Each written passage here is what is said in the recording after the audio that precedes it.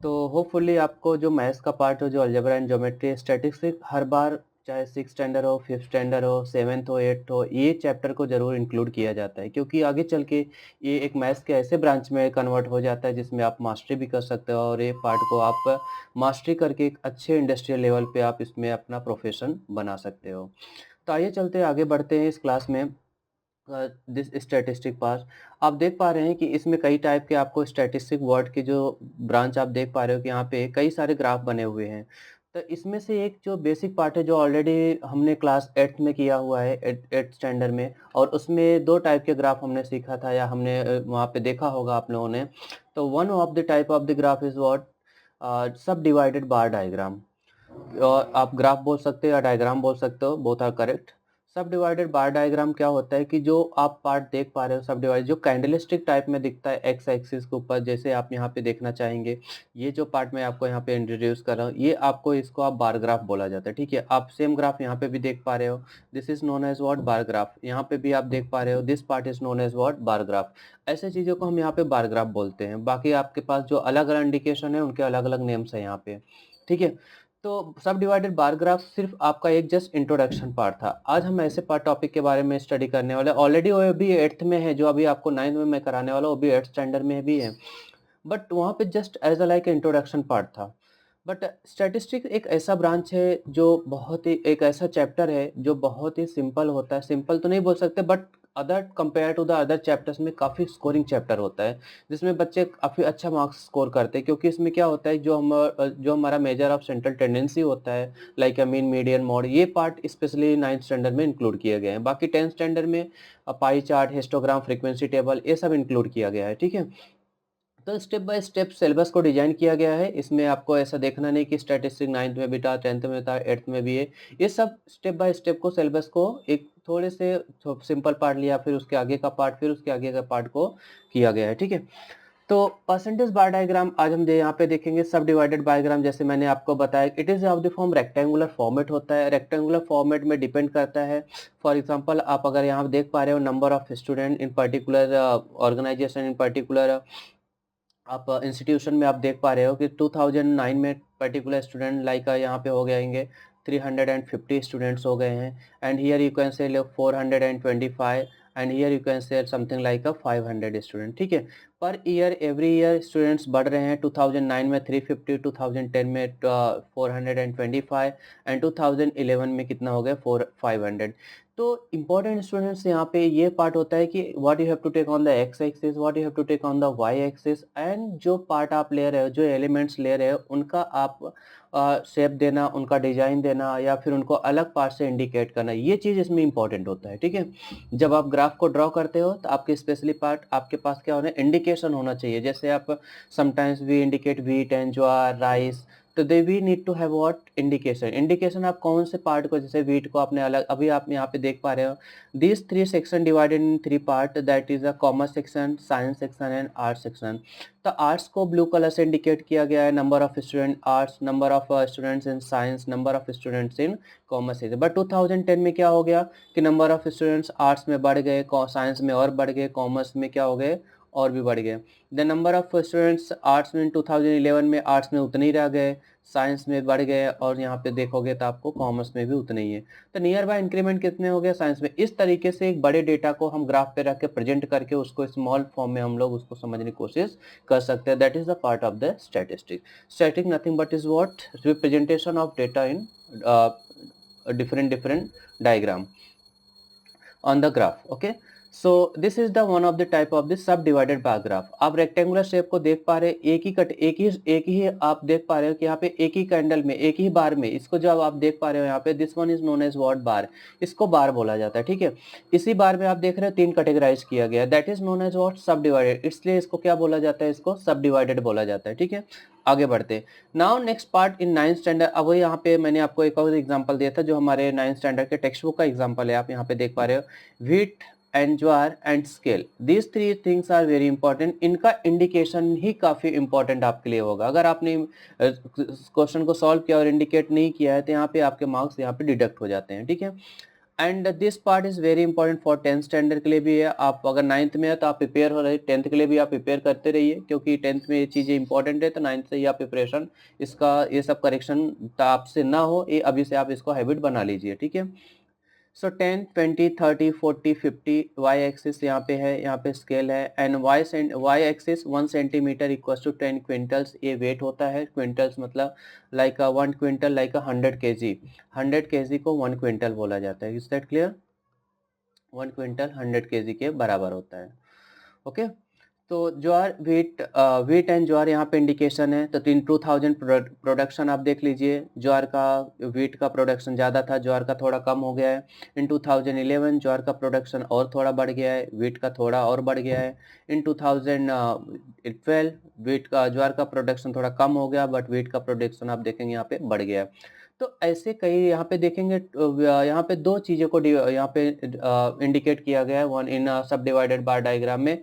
One is a weight, second is jowar. जितने भी आप यहाँ पे पार्ट ले रहे हैं, जो भी आप यहाँ पे आर्टिकल ले रहे हो, जो भी आप यहाँ पे चीज़ें ले रहे हो, उसको आप इंडिकेट करना ये कंपलसरी होता है सब डिवाइडेड बार डायग्राम में, या कोई भी आप स्केल ड्रॉ करते, कोई भी डायग्राम आप ड्रॉ कर रहे हो, उसमें ग्राफ ड्रॉ कर रहे हो, उसमें इंडिकेशन देना बहुत ही इंपॉर्टेंट होता है, ठीक है।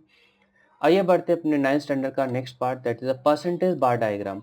As student we know that percentage only out of 100, और परसेंटेज हमारा something looks like what, percent के फॉर्म में होता है। हमारा डेटा किसके फॉर्म में आना चाहिए? परसेंटेज के फॉर्म में होना चाहिए, ठीक है।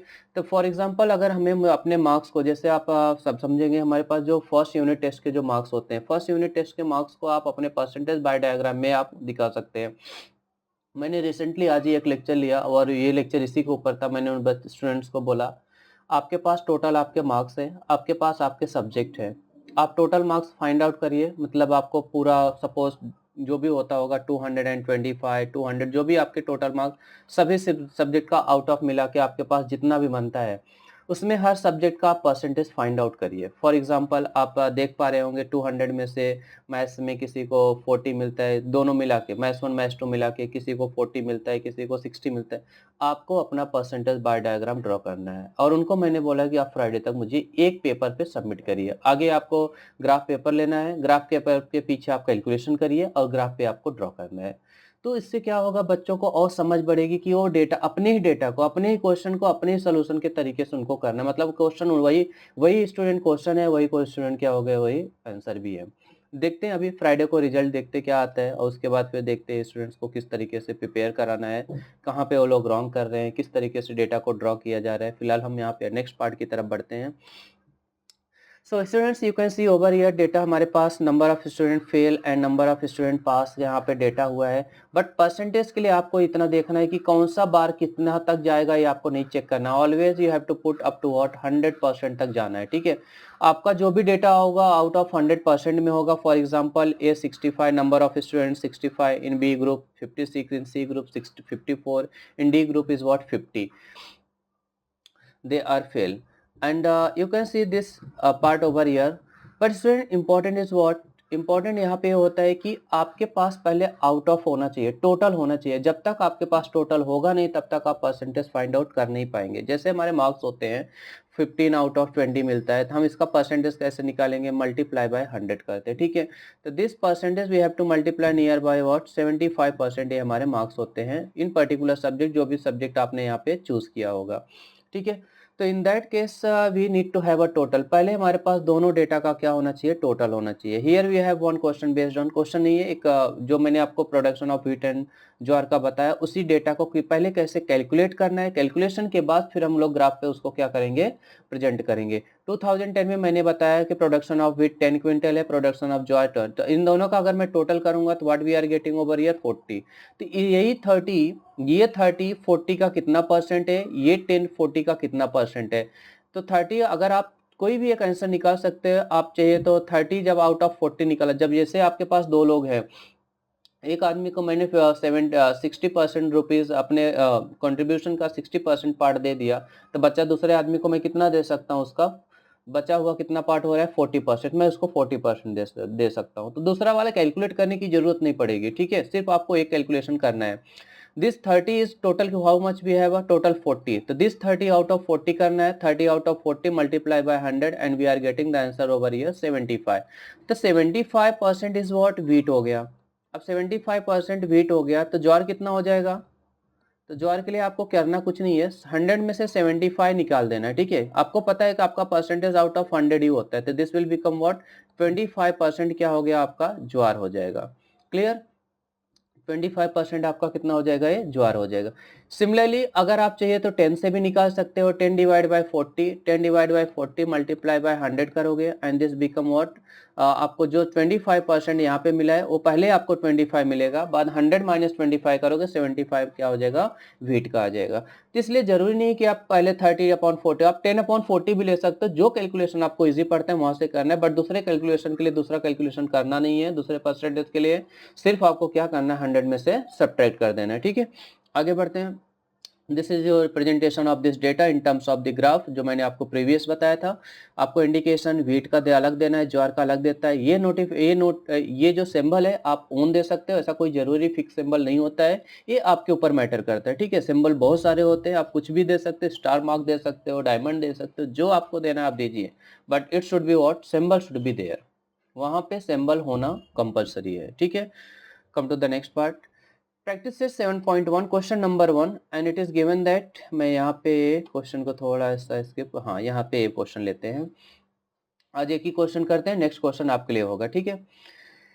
क्वेश्चन हमारा सिर्फ यहाँ तक है, मैं आपको बताना चाहूंगा, क्वेश्चन है जो टेक्स्ट बुक में क्वेश्चन है वो क्वेश्चन सिर्फ यहाँ तक है, मतलब ये पार्ट, इसके जो आप अपने यहाँ पे लेफ्ट साइड में देख पा रहे हैं, ये आपका क्वेश्चन है यहाँ पे।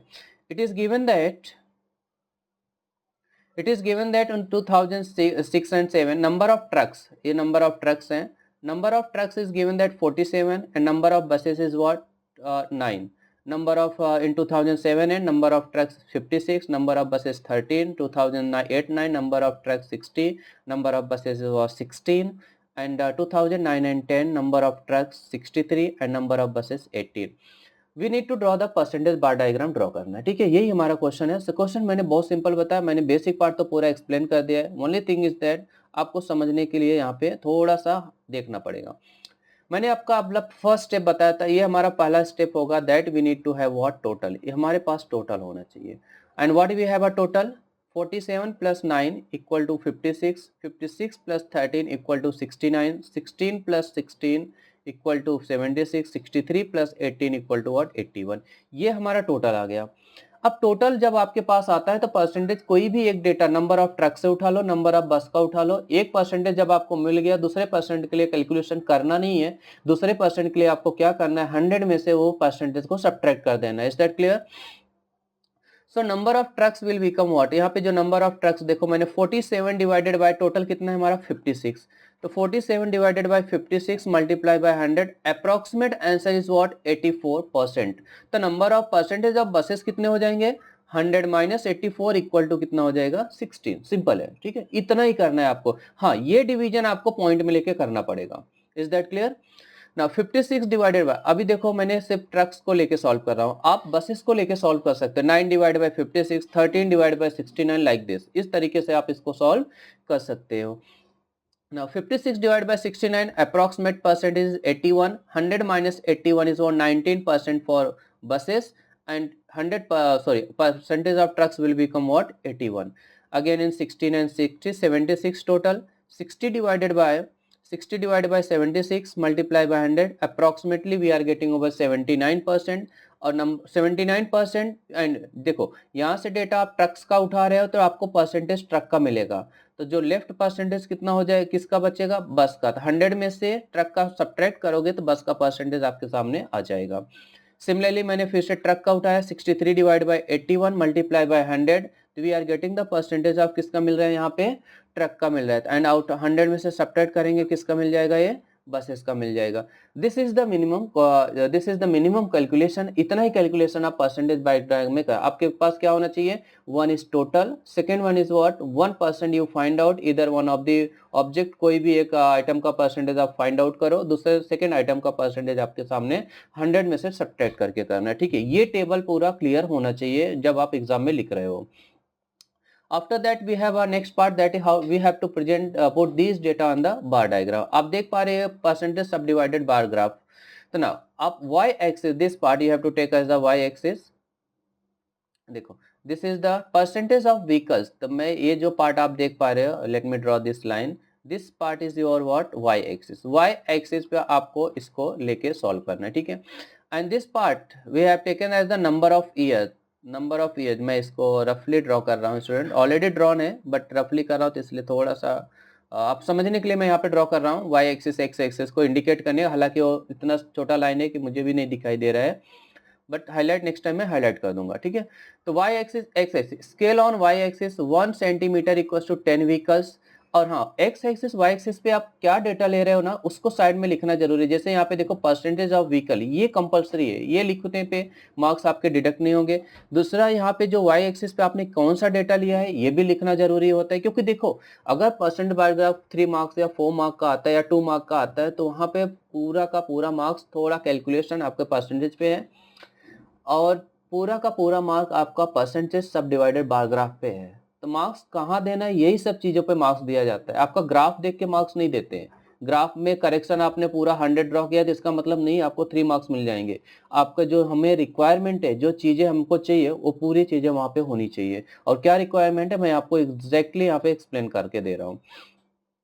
2007 and we have 2006 and 11 number of buses what 84%. 84 के लिए मैंने देखो this one is what 84%. The remaining number of trucks, number of this is the number of trucks. ये trucks हो गए. Yes, this one is the trucks. देखो मैंने यहाँ पे ऑलरेडी कलर के लिए भी इंडिकेट किया हुआ है. This is the something like a purple and pink color. So this 16% will be what, buses. This 16% is what, buses. And after that in 7-8 we have a shown something number over here. यहाँ पे आप देख पा रहे हैं, is what 81 and 19. It was what 81 and 19. This is the 81% over here and this is the 19% over here. Something like 8 and 9 year in 8 and 9 and 9 and 10. This was the perfect presentation of percentage subdivided bar graph. Hopefully you enjoy this lecture. आपको ये समझ में आया. Next question आपको घर पे करना है, आप कर सकते हो, टेक्स्ट बुक में दिया हुआ है. You try it.